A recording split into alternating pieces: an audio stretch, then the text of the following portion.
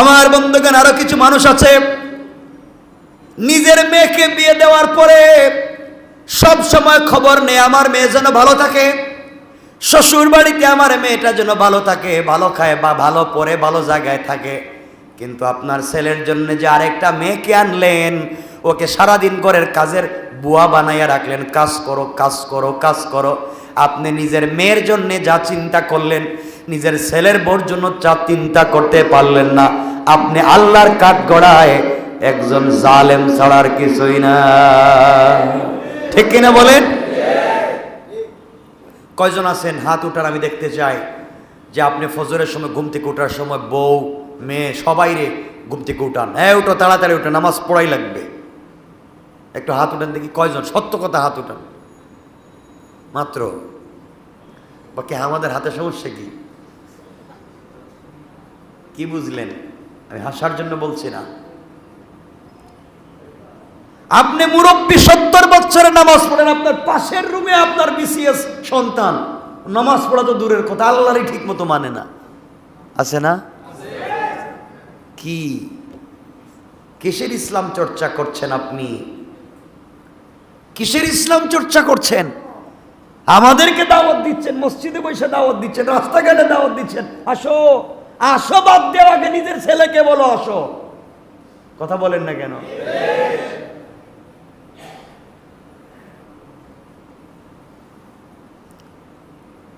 অন্যের স্ত্রী অন্যের মেয়ে রাস্তায় যদি বেপরদা হাঁটে, আপনি বলেন কি করলাম, আমি মসজিদে নামাজে আসতেছিলাম, এটা কি কোনো কাজ হলো?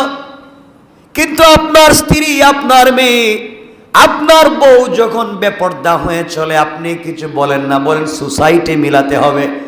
আপনি মনে রাখবেন এটা এমন সোসাইটি, এটা হলো জাহান্নামের সোসাইটি, আপনি জান্নাতি সোসাইটিতে থাকতে পারবেন না। এই জন্য আল্লাহ আলাদা সোসাইটি করে রেখেছেন দুনিয়ার জমিন থেকে বিদায় নিয়ে কিয়ামতে। একটা সোসাইটি জান্নাতে আর একটা সোসাইটি জাহান্নামে।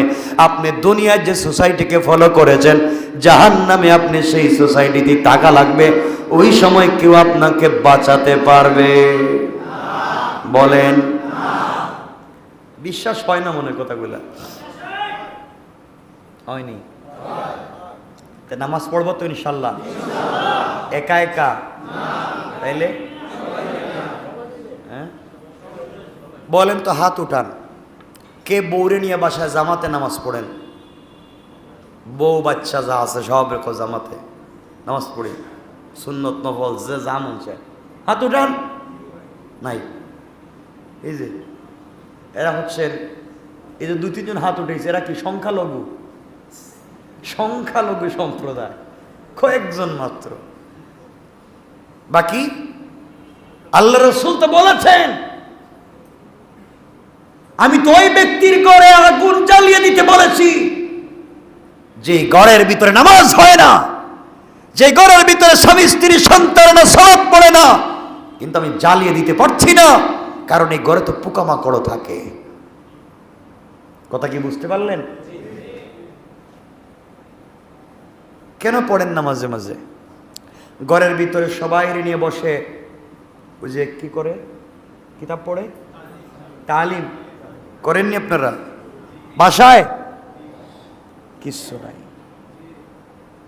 ওরে আল্লাহ, আমি তো বলতেছি বলেন না, পড়েন নাইলে ইয়েস নো একটা তো বলবেন। করেন না কেন সেটা আমি জানতে চাই, আমার অধিকার আছে আপনাদের কাছে জানবার, কারণ আমি দায়িত্ব নিয়ে কথা বলছি এখানে। আপনারা বলেন কেন ঘরে তালিম করেন না? কেন কোরআন শরীফটা নিয়ে ঘরে বসেন না? কেন 2 আয়াতের অনুবাদ পড়ে সবাই শুনান না? কেন একজন সাহাবীর জিন্দেগি বলেন না? কেন একজন রসুলের একজন মহিলা সাহাবীর জিন্দেগি বলেন না? কেন একজন পুরুষ সাহাবীর জিন্দেগি আপনি আপনার সন্তানদেরকে স্ত্রীদেরকে নিয়ে বলেন না? আপনি তো নভেল, আপনি বিভিন্ন ধরনের কৌতুক নাটকের বই সবাই মিলেমিশে পড়েন, এরপরে নাটক কৌতুক দেখেন, কেন আপনি ঘরের ভিতরে এগুলো করেন না? ভালো কাজ কেন বলেন তো? তো সহজ জান্নাত, এই জান্নাতের কথা বলছে কে যে তো সোজা সোজা জান্নাতে যাওয়া যায়? আপনি চেষ্টা করেন, চেষ্টা করে যদি ব্যর্থ হয়ে যান আপনার কোনো আপত্তি নাই। নবীজিও নিজের চাচা আবু তালেবের জন্য চেষ্টা করেছেন, ব্যর্থ হয়েছেন। আল্লাহ বলছেন আপনার কোনো টেনশন নাই, আপনি সরেন, ওরা হেদায়েত দেওয়ার দায়িত্ব আপনার না, আপনিও চেষ্টা করেন।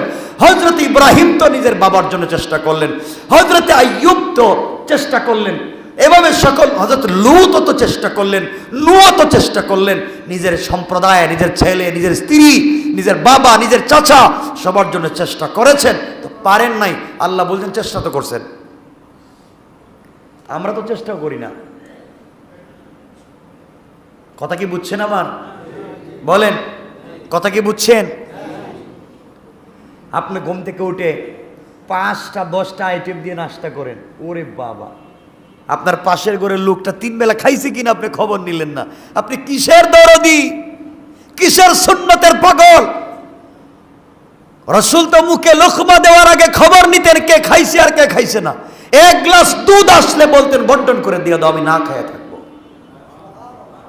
শুধু গল্পের ভিতরেই গল্প থেকে যায়, বাস্তবতা আমাদের মধ্যে নাই। আমি কি মিথ্যা বলতেছি? তো আমরা কোন দিন ভালো হবে বলেন তো? কিছু একটা তো বলবেন। আমরা সবাই কোন দিন ভালো হবো এটা কোন? মরার পরে না মরার আগে? কথা বলেন, মরার পরে না আগে? আগে। আর কোন দিন বলেন? আজকে। মরার আগে আর কোন দিন? যদি মইরা যাই কালকে, তাহলে মরার আগের দিন তো আজকে। তাইলে আজকের থেকেই আমরা ঘরের ভিতরে তালিম শুরু করব ইনশাআল্লাহ। আজকে ঘরের ভিতরে আমাদের ঘরে কি হিন্দু আছে নাকি? আপনাদের পরিবারে হিন্দু বৌদ্ধ আছে? তাহলে ঘরের ভিতরে সবাই নামাজ থেকে উঠানোর জন্য আপত্তি আছে কিছু? উঠে না কেন? আরে বাবা, জাহান্নামের ফেরেশতারা পিটাবার আগে আপনি দরকার হলে পিটাইয়া উঠান। জাহান্নামের ফেরেশতারা তো পিটাইব ওদেরকে কিয়ামতে, কবরে পিটাইব নামাজ না পড়বার কারণে, কোরআন না পড়বার কারণে। এর আগে আপনি পিটাই উঠে দেন। আল্লাহ আমাদেরকে হিদায়াত করুক, জোরে বলেন আমিন।